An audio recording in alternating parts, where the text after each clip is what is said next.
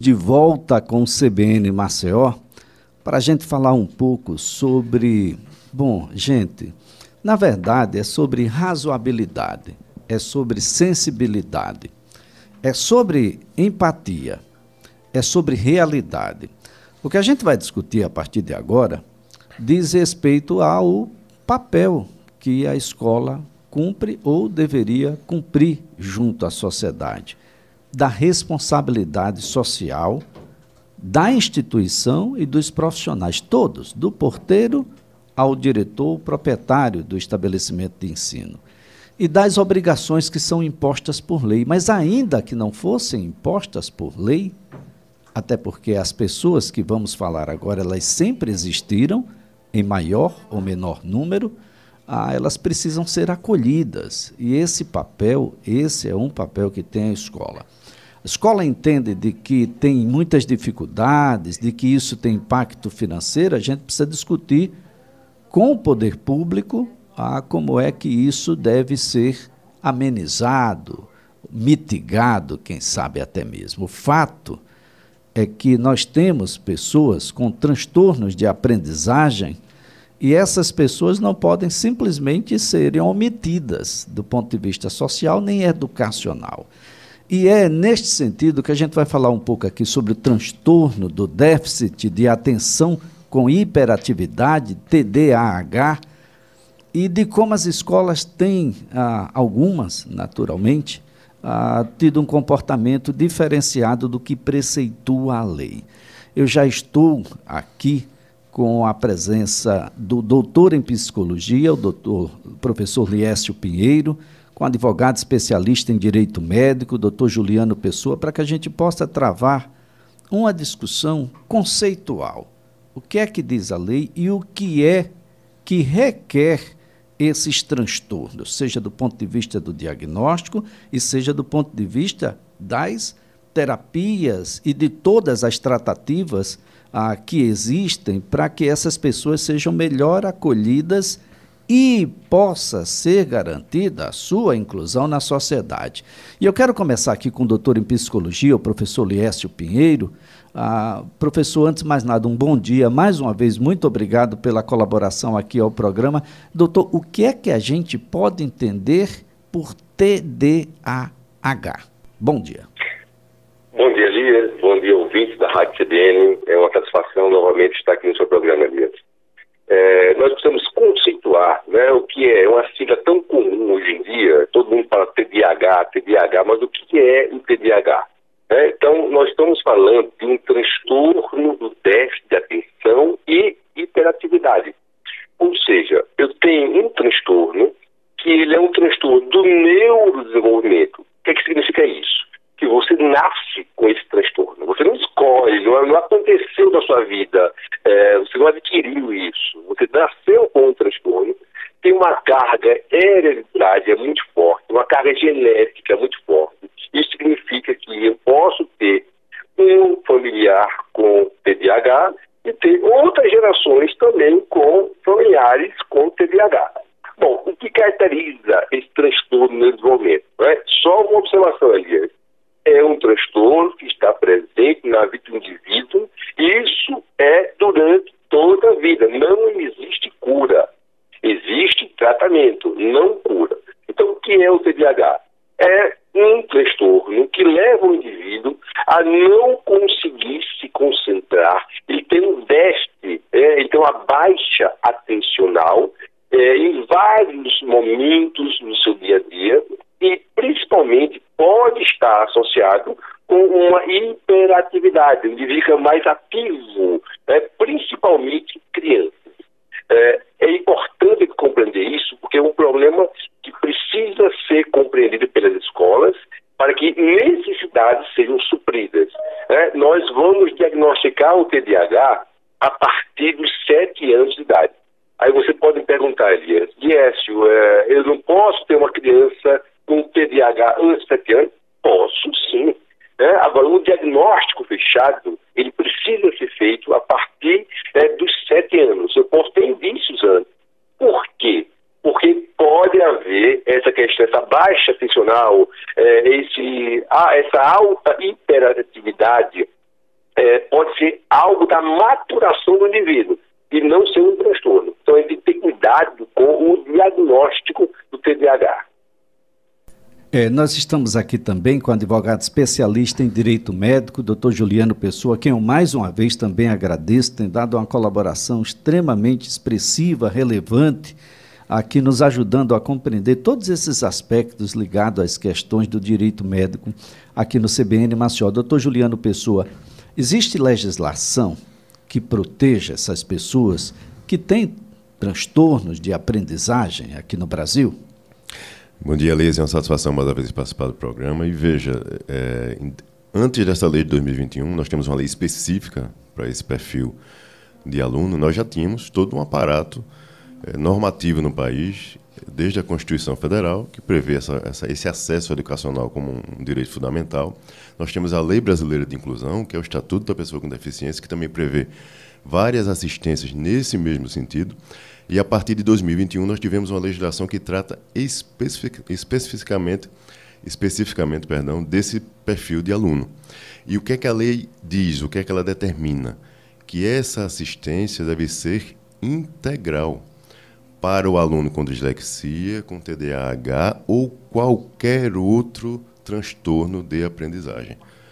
Então, veja, a partir do momento que se identifica uma necessidade especial, uma necessidade mais específica daquele aluno, a escola deve prover. Não é uma opção da instituição educacional prover ou não. Ela tem que prover por determinação legal. Então, é essa consciência, eu diria, que precisa ficar muito clara, né, na cabeça dos gestores da educação. E não só isso, a legislação chega a asseverar que os colaboradores daquela instituição deverão ser capacitados ao ponto de também contribuírem na identificação precoce de repente, algum aluno que esteja ali ainda não diagnosticado e que o professor deve ser capacitado para identificar isso e direcioná-lo para uma instituição de saúde e conversar com os pais e a direção da escola, também alertando sobre algum indício que ele verificou ali durante aquela tratativa com os alunos ali na sala de aula. Então, veja, a lei é muito específica, né? E, finalizando as regras rígidas, vamos dizer assim, nós temos uma legislação no país desde 89, que prescreve que qualquer tipo de movimentação no sentido de você postergar, de você limitar, de você impedir a inscrição de um aluno desse por conta da sua deficiência, isso é classificado como crime no país. Então, essas pessoas podem responder não só do ponto de vista civil, mas também criminal por esse tipo de conduta. Então, é isso que precisa ficar claro, e as pessoas precisam utilizar uma palavra que você assertivamente abordou na abertura do programa: razoabilidade. Eu acho que essa é a palavra que precisa chegar.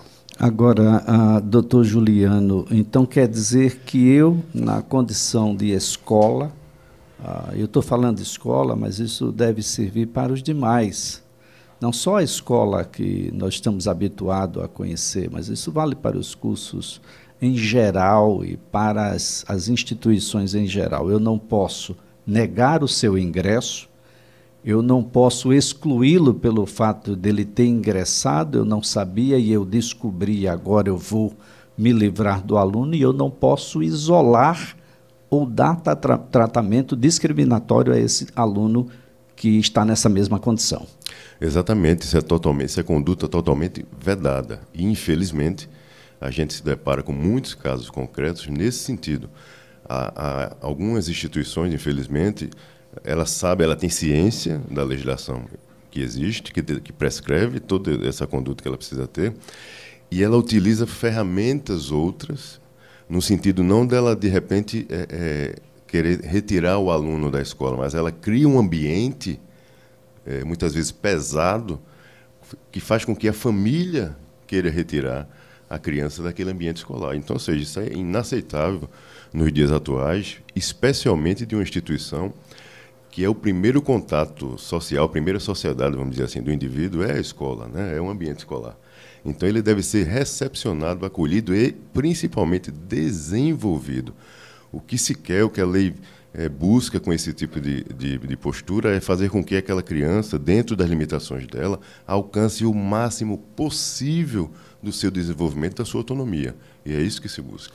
Bem, doutor Liésio Pinheiro, a mensagem que nos chega é a seguinte: meu filho foi diagnosticado com TDAH com comorbidade, ansiedade, compulsividade, depressão e hiperatividade. O senhor pode nos ajudar? Qual é o perfil? Que criança é essa que o nosso ouvinte está falando? Perfeito. Quando nós falamos comorbidade, nós estamos falando que nós temos um transtorno associado a outro transtorno. Então, vamos imaginar. Se no Brasil, numa faixa etária até 12 anos de idade, eu tenho 12% dos alunos dessa faixa etária, olha só, 12% de crianças dessa faixa etária com TDAH, eu tenho aí, numa parcela desses indivíduos que têm TDAH, eu tenho comorbidades. Então, comorbidades que vão surgir, que podem ser adquiridos. Olha só, não é que ele vai nascer com a depressão, ele vai adquirir a depressão. Então, ele vai ter um transtorno do neurodesenvolvimento, que é o transtorno da depressão, mas associado a uma hiperatividade, e isso pode estar associado a outros transtornos, como ansiedade, transtorno de ansiedade, transtorno depressivo. Agora, o que é importante ali é saber que o diagnóstico precisa ser eficaz. Então, eu não posso diagnosticar uma criança apenas com base no relato de alguns sintomas. Apesar que o diagnóstico ele é comportamental. O que eu estou vendo, nós recebemos aqui na Clínica Escola de Psicologia da Estácio inúmeras crianças com diagnóstico errado.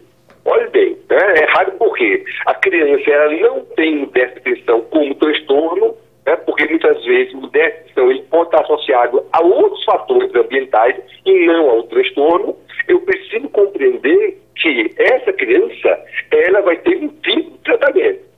Criança que tem um transtorno vai ter um outro tipo. Então, qual é o diagnóstico? Que as escolas precisam compreender isso. O diagnóstico deve ser feito pelo neuropsicólogo, pelo neuropediatra, e importantíssimo, porque eu vou ter testes que vão diagnosticar e vão emitir um laudo não com base no que eu estou olhando apenas, mas com instrumentos validados que podem dar um diagnóstico fechado. Então, eu estou recebendo vários laudos de escolas que a criança foi apenas observada e está diagnosticada com TDAH. Isso não pode acontecer.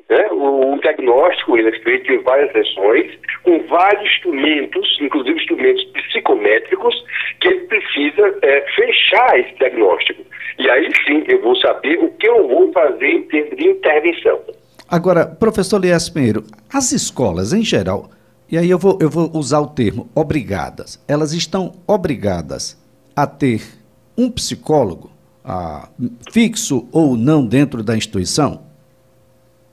Olha só, deveria haver, na realidade, um psicólogo dentro de cada instituição educacional. Mas a realidade não é assim que funciona. Nós não temos, em todas as escolas, um psicólogo, principalmente o psicólogo escolar, é aquele que está apto a ver os problemas de aprendizagem. Porque TDAH gera problema de aprendizagem. TDAH gera agressividade. Eu exatamente nesse caminho, professor. Não consegue lidar com esse problema e termina ficando agressiva, por vários motivos. Eu ia exatamente nesse caminho. Tendo um psicólogo na instituição, se ele naturalmente não for a pessoa habilitada a diagnosticar, pelo menos ele está com a condição de fazer uma indicação para uma investigação mais apurada. Agora, doutor Juliano, o que fazer nesses casos? O que fazer se a escola negar a entrar por essa condição? O que fazer se a escola descobriu e agora não quer mais essa criança por lá, acha que ela dá muito trabalho? O que fazer se, para não passar pelo aperto, eu vou simplesmente, ninguém está vendo, eu vou colocar aqui numa salinha diferente, para não atrapalhar os outros alunos, não atrapalhar a aprendizagem, porque é isso que o pessoal fala assim por aí. O que fazer, doutor? O que é que uma mãe e um pai podem fazer nesse momento? Olha só, Elisa, essa pergunta é bem interessante e eu queria até pegar um gancho na fala do doutor Lies, que ele abordou uma questão bem interessante. Em alguns casos, às vezes, a gente precisa deixar claro também para os familiares que isso não pode ser um desejo pessoal da família, tá? Existe todo um protocolo para diagnóstico, né, de determinadas deficiências, como foi muito bem explicado agora há pouco, que precisa ser seguido, né? Então, o que eu estou tratando aqui dessa questão mais rigorosa da legislação é quando você tem já o cumprimento de todas essas etapas que devem ser seguidas. Relatório médico, diagnóstico fechado, tudo definido. E aí sim, a partir daí, não pode haver esse tipo de conduta por parte da instituição. Caso exista um caso concreto como esse que você destaca, né, onde tudo isso foi cumprido e a escola cria algum tipo de obstáculo, o que é que eu recomendo? É como eu disse, essa conduta é uma conduta classificada como um crime. Então, se há algum tipo de óbice de uma criança diagnosticada com uma necessidade específica e a escola quer se eximir dessa responsabilidade, essa família precisa buscar urgentemente ajuda, tá? Nas instituições, inclusive. Eu diria que o primeiro passo dela seria buscar uma autoridade policial e fazer um registro de boletim de ocorrência. Tá relatando aquilo ali que está acontecendo, né? Porque se é uma conduta criminosa, cabe à autoridade policial investigar. E aí buscar as demais instituições, Ministério Público, a Defensoria Pública, se for o caso, um advogado de sua confiança, porque ela precisa tomar medidas formais, jurídicas, no sentido de resguardar o direito daquele menor, daquela criança.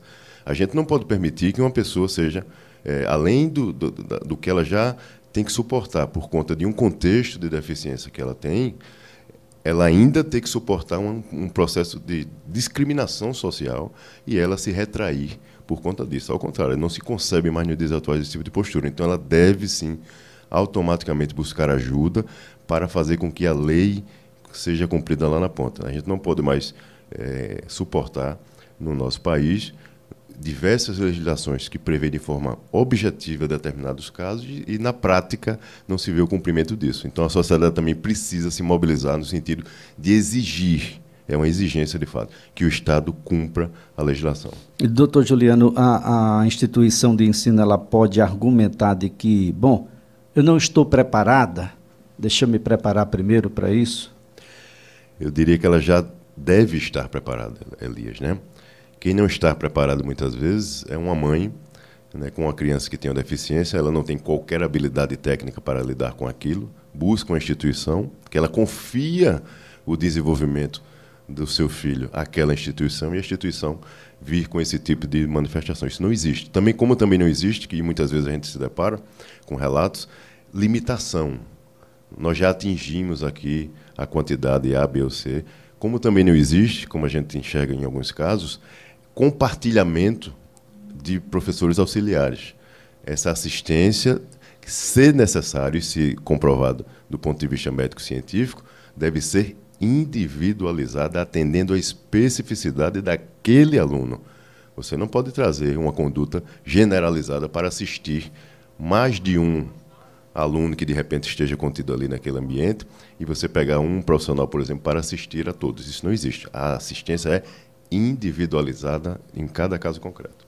Bem, professor Liércio Pinheiro, eu gostaria, naturalmente a gente vai desenvolver isso melhor no próximo bloco, mas eu gostaria de saber o que é que a escola pode fazer com a criança, mais do que deve, do que ela pode, de que maneira esse entendimento do Brasil de que todos devem estar na mesma sala de aula, porque a gente não separa isso quando sai, né, doutor? Nós estamos no mesmo mundo, na mesma cidade, na mesma avenida, na mesma praia, no mesmo shopping. Por que a gente não pode estar na mesma sala de aula? Estando na mesma sala de aula, qual é o cumprimento, doutor Liércio Pinheiro, que o comprometimento que a gente tem de uma certa reprodução daquilo que acontece antes da gente entrar na escola, de como é que a gente está no trânsito, de como é que a gente está na rua, como é que a gente assiste o jogo da seleção brasileira, como é que a gente tosse, como é que a gente vibra e como é que a gente chora também. Então, no próximo bloco, professor Liésio, eu gostaria de desenvolver alguns desses aspectos para que o senhor nos desse uma ideia do que é que pode ser feito pela escola. Você que é da escola e que tem, naturalmente, alguma dúvida sobre o tema, do que é que você ainda não descobriu? O que é que está te impedindo de fazer isso? Porque os alunos, eles são hoje muito diversos e refletem um tecido social que nós temos que é real. Nós temos questões de gênero, nós temos questões de cor, de habilidades, de deficiência e de aprendizagem. Nem sempre o aluno que vai tirar as menores notas é um aluno que, porventura, tem uma deficiência qualquer. Muitas vezes está acontecendo algo na família, alguém sempre não vai tirar 10. E aquele que tira 10 nem sempre é aquele que mais sabe, ou é aquele que não tem problema. É preciso que a gente compreenda a individualidade, e isso tudo a gente vai discutir com o professor Liésio Pinheiro já no próximo bloco. Já o doutor Juliano Pessoa, eu quero, doutor Juliano, antes de mais nada, agradecer a sua participação, mais uma vez a colaboração, de que as pessoas busquem os órgãos fiscalizadores. Nós temos aí o Ministério Público, o Ministério Público cumpre um papel relevante, a Defensoria. Doutor Juliano, muito obrigado. Eu que agradeço, Elisa, é uma satisfação, e especialmente num dia simbólico como esse, que é o último programa aqui nessa sede, então para mim foi um prazer, estarei sempre à disposição. Muito obrigado. Doutor Juliano Pessoa, advogado especialista em Direito Médico. No próximo bloco a gente continua com o doutor em Psicologia, Liésio Pinheiro.